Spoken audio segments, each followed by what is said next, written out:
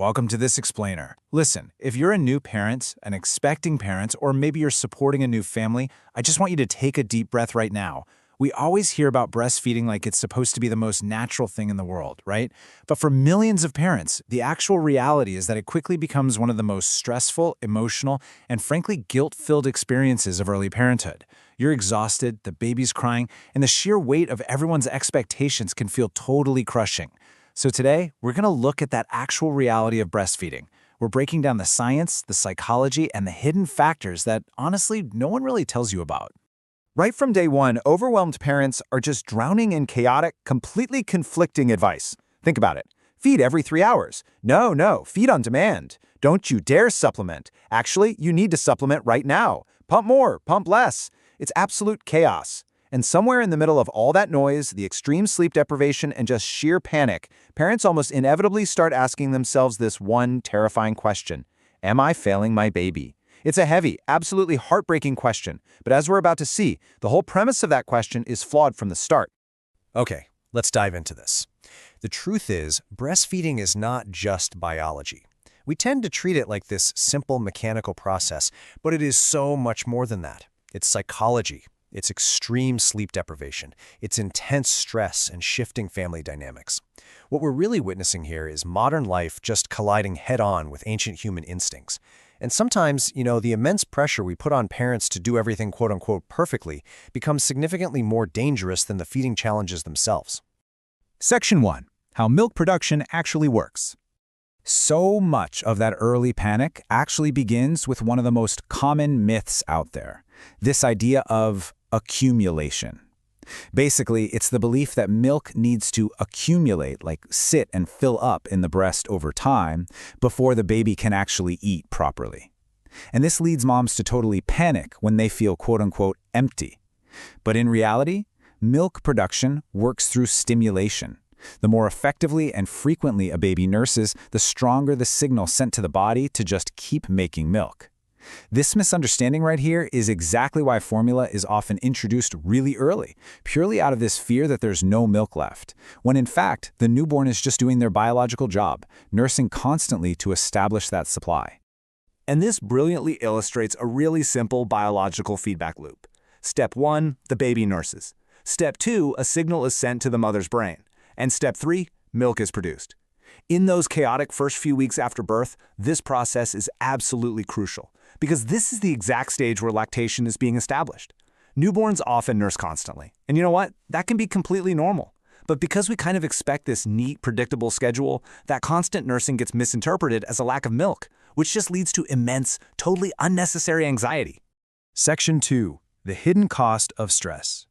Look, real life is far more complicated than internet advice. A mother isn't just a milk-producing machine. She might be managing other children, surviving on literally zero sleep, dealing with a mountain of household responsibilities, facing work stress, or even battling postpartum anxiety. When breastfeeding turns into a 24/7 battle amidst all of that, the emotional cost is just enormous. And here's the physiological truth. The body responds to all this pressure by pumping out stress hormones like cortisol. And cortisol literally blocks the hormones needed for milk letdown. Let that sink in. The stress itself is directly sabotaging the process. So the absolute truth is this: a calm, supported, rested mother is far more likely to succeed than a terrified, isolated, sleep-deprived one. A mother's emotional well-being is inextricably linked to successful feeding, period. Yet, this is the one element that gets almost completely ignored in internet advice forums and those rigid parenting manuals. We get so hyper-focused on the mechanics of a baby's latch that we entirely forget about the human being who's actually providing the nourishment. Section 3. Navigating the feeding debate. Now, what's really interesting about this is the biological concept of breast storage capacity. For newborns, feeding on demand is generally considered the absolute best approach to establish supply. But get this, some babies naturally feed every 2 to 3 hours, while others want to nurse every single hour. Why? Because breast storage capacity differs wildly from person to person. It's kind of like a biological fingerprint. That means one mother might comfortably go several hours between feeds, while another mother's biology dictates she needs much more frequent nursing just to maintain her supply. There is simply no universal schedule that works for every single baby or mother out there. There's this incredibly important reality that nobody talks about enough. Parents are human beings. A feeding strategy that completely destroys the mother physically or emotionally, that's simply not sustainable in the long term. Flexibility matters immensely here. The goal isn't to achieve some sort of ideological perfection curated by an influencer on social media, the one who somehow always looks perfectly rested in beige cashmere. No, the real goal is a healthy baby and a functioning family. Section 4. When supplementation becomes necessary. Sometimes supplementation is not a defeat at all. It's just the correct medical decision. If a baby is losing excessive weight, if they remain persistently hungry, if they're showing poor growth, or if lactation simply isn't stabilizing despite immense effort and support, well then supplementation becomes necessary. These are practical medical interventions.